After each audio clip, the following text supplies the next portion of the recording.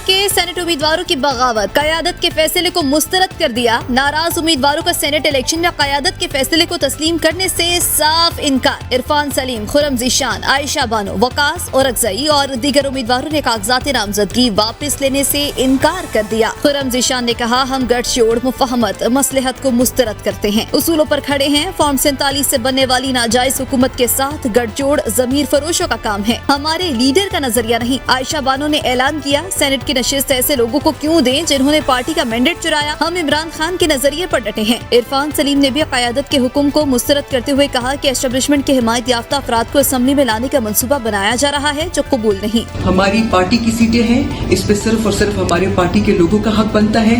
मेरा ये असूल फर्ज बनता है कि मैं इंशाल्लाह इस हक पे और इस बात पे खड़ी रहूंगी। एस्टेब्लिशमेंट के हिमायत याफ्ता लोगों को सेनेट में लाने के लिए जो गठजोड़ किया गया है, हम उस गठजोड़ के खिलाफ भरपूर तरीके से खड़े हैं। हम किसी सूरत भी पीछे नहीं हटेंगे।